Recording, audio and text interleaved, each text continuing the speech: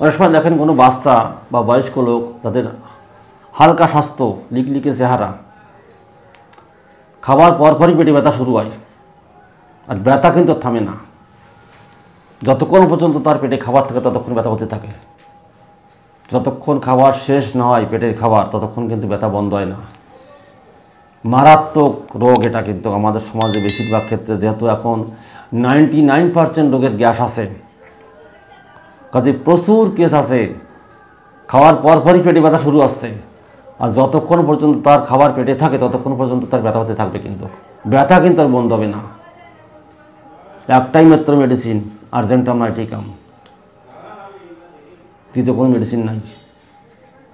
30 পাওয়ার দিনে 2 বার, সকালে বিকেলে। আর্জেন্টাম নাইটিকাম সকালে বিকেলে পরপর 3 দিন দেবেন, সকালে 1 ফোঁটা বিকেলে 1 ফোঁটা। আর সঙ্গে যদি দেখা যাচ্ছে তার অজীর্ণ ভাব থাকে, হজম হচ্ছে না ঠিক মতন, সেক্ষেত্রে আমলকি আসতে পারে, রবিনে আসতে পারে, ক্যারিকা ফিফে আসতে পারে, যেটা আসুক না কেন দিয়ে দেবেন। যদি আমলকি আসে 10 ফোঁটা করে 3 বার খাওয়ার পরে, সকালে বিকেলে দুপুরে রাত্রি, দেখবেন আস্তে আস্তে আস্তে আস্তে তার হজমটা এসে যাচ্ছে এবং রোগী সুস্থ হয়ে যাবে।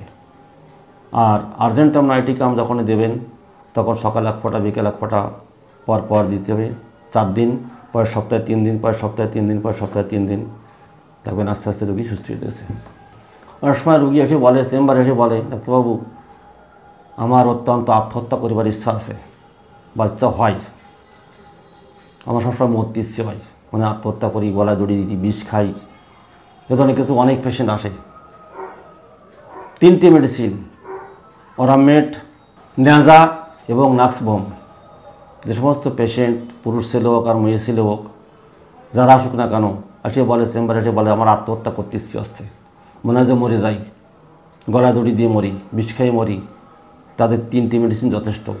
অরামেটালিকাম, নেজা এবং নাক্সবম আমরা ক্ষেত্র বিশেষে যদি প্রয়োগ করি, রোগী 100% সাকসেসফুল হবেই, কোনো রকম ভুল নাই। যদি তা অরামেট যদি দিই 30 পাওয়ার দিনে 2 বার, সকালে বিকেলে পরপর 3 দিন দেব, ক্ষেত্র বিশেষ সেটা অরামেট আসতে পারে, নাক্স আসতে পারে, নেজা আসতে পারে, 30 পাওয়ারের উপরে যাওয়ার কোনো প্রয়োজন নেই। 30 পাওয়ার যদি দিই পরপর 3 দিন, সকালে বিকেলে, পরের সপ্তাহে 2 দিন, পরের সপ্তাহে 2 দিন এবং দিতে হবে, দেখবেন আস্তে আস্তে আস্তে আস্তে রোগী সুস্থ হয়ে যাচ্ছে। যদি আমরা নেজা দিই 30 পাওয়ার দিনে 3 দিন, সকালে বিকেলে 2 বার, দেখবেন আস্তে আস্তে রোগী সুস্থ হয়ে যাচ্ছে। আসলে রোগী এসে বলে, ডাক্তারবাবু চেম্বারে এসে বলে আমার কোনো কিছুই সহ্য হয় না, শব্দ, আলো, গন্ধ, আমি কোনোটাই সহ্য করতে পারিনি, আমার সবসময় একা একা নিরিবিল থাকতে ভালো লাগে আমার। রোগী যখন আসে, পেশেন্ট যখন দেখে ডাক্তারবাবু, তখন জিজ্ঞেস করে তুমি কি একা থাকতে ভালোবাসো না লোকজনের মধ্যে থাকতে ভালোবাসো, কোনটা পছন্দ করো, কোনটা তোমার সহ্য হয়, কোনটা সহ্য হয় না? সে বলে আমার কিছুই সহ্য হয় না, শব্দ সহ্য হয় না, আলো সহ্য হয় না, কোনো রকম গন্ধ সহ্য হয় না, আমি সবসময় একা একা নিরিবিল থাকতে আমি পছন্দ করি।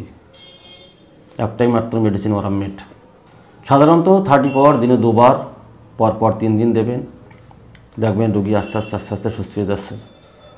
30 পাওয়ার দিনে 2 বার, সকালে বিকেলে কন্টিনিউ দেবেন, পরপর 3 দিন, পরের সপ্তাহে 3 দিন, পরের সপ্তাহে 3 দিন, পরের সপ্তাহে 2 দিন, দেখবেন আস্তে আস্তে আস্তে আস্তে তার সমস্যাটা, শব্দ, আলো, গন্ধ সব কিছু সহ্য হচ্ছে, সে রোগী লোকের মধ্যে থাকতেও ভালোবাসে, তার কোনো রকম কোনো সমস্যা নাই। এর সময় রোগী এসে বলে চেম্বারে এসে, স্ত্রী এবং পুরুষ উভয়েরই তাদের মেলামেশার ইচ্ছা একদম নেই, তারা একদম অনিচ্ছা শরীরে প্রকাশ করে। কি মেডিসিন দেবেন? টেনশানে পড়ে গেছে অনেক সময়, 90% ডাক্তাররা টেনশানে পড়ে যায়, কী মেডিসিন দেবো, বটে টেনশানে কোনো জায়গা নেই এখানে। 3টে মেডিসিন যথেষ্ট মনে রাখতে হবে, একটা হচ্ছে বোরাক্স, একটা নেটটামকার, একটা সিপিয়া। স্ত্রী এবং পুরুষ যে আসুক না কেন চেম্বারে এসে যদি বলে যে আমাদের কোনো মেলামেশার কোনো ইচ্ছা নেই, অনিচ্ছা সত্ত্বে আমাদের কাজ করতে হয়, কোনো ইচ্ছা শক্তি নাই, কোনো মেয়ে ছেলে বলে আসে আমার ইচ্ছা শক্তি নাই, পুরুষ আসে বলে ইচ্ছা শক্তি নাই, 3টে মেডিসিন মনে রাখবেন, এক হচ্ছে বোরাক্স, এক হচ্ছে সিপিয়া, এক হচ্ছে নেটটামকার। ক্ষেত্রে বিশেষ তাকে দিতে হবে, দেখবেন আস্তে আস্তে রোগীটা সুস্থ হয়ে গেছে। সুতরাং প্রত্যেকটা মেডিসিন যখন আমরা প্রয়োগ করব, প্রথম চান্সে 30 পাওয়ার, পরে তার পাওয়ারটা বাড়াতে হবে 200 পাওয়ার, কিন্তু 30 পাওয়ার যথেষ্ট। 200 পাওয়ার যাওয়ার কোনো প্রয়োজন নেই। 30তে আশা করি রোগী আস্তে আস্তে সুস্থ হয়ে যাবে, কিন্তু ক্ষেত্র বিশেষ, যেটা নেটটাম কাটবে রোগী তাকে নেটটাম কাট দিতে হবে, যেটা সিপিআর রোগী তাকে সিপিআর দিতে হবে, যেটা বোরক্সের রোগী তাকে বোরক্স দিতে হবে। যে সমস্ত শিশুরা দিন রাত কান্নাকাটি করে, মাকে জ্বালাতন করে ফেলে, বিরক্ত বোধ করে সবসময় মা, বাচ্চা কাচ্চা এত বিরক্ত করে, দিন হোক আর রাত হোক কখনও সে সুস্থ থাকে না, সবসময় গান গান গান গান করতে থাকে, রাতেও গান গান করে, দিনেও গান গান করে, খাওয়ার পরও ঘ্যান গান, না খেলেও ঘ্যান গান। মানুষ বড় বিরক্ত হয়ে যায়, যখন বাপ মা বিরক্ত হয়ে যায়, বাচ্চা কাচ্চা মানে বাড়ির লোক বিরক্ত হয়ে যায়। একটাই মাত্র মেডিসিন জেলাপা 6 পাওয়ার, দিনে 3 বার দেবেন 1 ফোঁটা করে। সে যে বয়স হোক না কেন, বাচ্চার 4 বছর, 3 বছর, 2 বছর, 1 বছর, 5 বছর বয়স হোক না কেন, একটা মাত্র মেডিসিন জেলাপা। যদি বাচ্চাদের ক্ষেত্রে যেহেতু এখানে হাই পাওয়ার কোনো প্রয়োজন নেই, 6 পাওয়ার যথেষ্ট। 1 ফোঁটা করে পর 3 দিন, পরের সপ্তাহে 3 দিন, পরের সপ্তাহে 2 দিন এভাবে দিতে থাকবেন, দেখবেন আস্তে আস্তে আস্তে আস্তে রোগীটা সুস্থ হয়ে গেছে। সুতরাং প্রত্যেকটা মেডিসিন যখন আমরা প্রয়োগ করব, তখন আমার অভিজ্ঞতা অনুযায়ী রোগীর সম্পূর্ণ ধাতুগত, চরিত্রগত, মানসিক লক্ষণের উপর নির্ভর করে কিন্তু মেডিসিন প্রয়োগ করলে কোনো রকম কোনো অসুবিধা হবে না।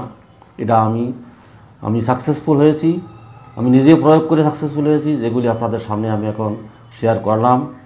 সুতরাং ভিডিওটি আপনাদের ভালো লাগলে আপনারা শেয়ার করবেন, লাইক করবেন এবং সাবস্ক্রাইব করবেন। নমস্কার।